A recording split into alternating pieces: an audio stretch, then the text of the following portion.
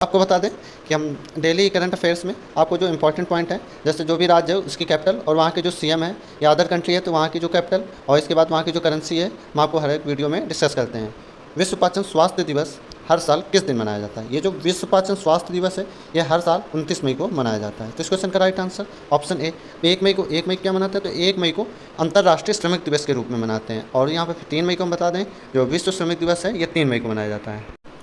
हाल ही में केंद्र सरकार ने डिजिटल फसल सर्वेक्षण करने के लिए कितने राज्यों के साथ एक समझौते पर हस्ताक्षर किए हैं? तो केंद्र सरकार ने जो डिजिटल फसल सर्वेक्षण है, अभी इन्होंने जो राज्य हैं इनके साथ एक समझौता किया है, वो राज्यों की संख्या 6 है। तो इसका राइट आंसर ऑप्शन डी। हाल ही में किस राज्य के राज्यपाल ने एक पुस्तक गीता आचरण एक अभ्यासी का दृष्टिकोण का विमोचन किया है?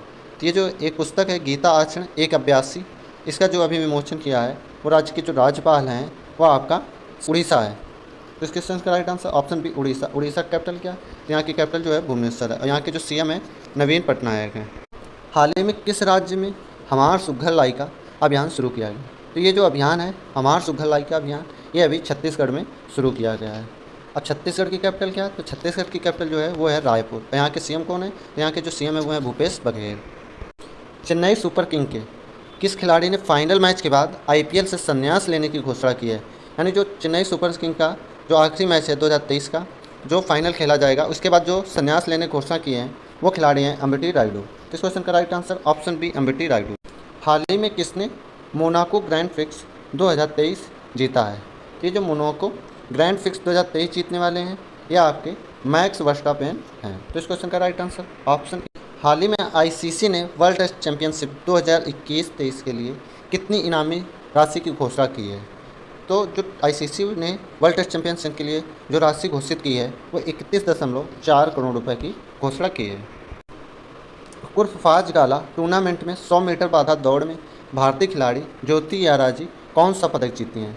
तो अभी जो ज्योति याराजी ने जो पदक जीता है वो जीता है स्वर्ण पदक। Right answer option. हाल ही में चर्चा में रहा सेंदाई फ्रेमवर्क किस क्षेत्र से संबंधित है? ये जो सेंदाई फ्रेमवर्क है ये आपदा जोखिम से संबंधित है। Right answer option B. हाल ही में किस देश ने एशियाई उत्पादन पर निर्भरता को कम करने के लिए सेमीकंडक्टर रणनीति को अनावरण किया है? तो किस देश ने एशियाई उत्पादन पर निर्भरता कम करने के लिए? तो वो आपका देश है यूके, यूनाइटेड किंगडम। कैपिटल क्या है यहाँ की? यूनाइटेड, तो कैपिटल यहाँ की लंदन है। और यहाँ के आपको पीएम का नाम बता दें तो पीएम का नाम ऋषि सुनक है। और यहाँ की जो करेंसी है वो है पाउंड। और आपको बता दें यहाँ की जो ऑफिशियल लैंग्वेज है वो है इंग्लिश यहाँ की।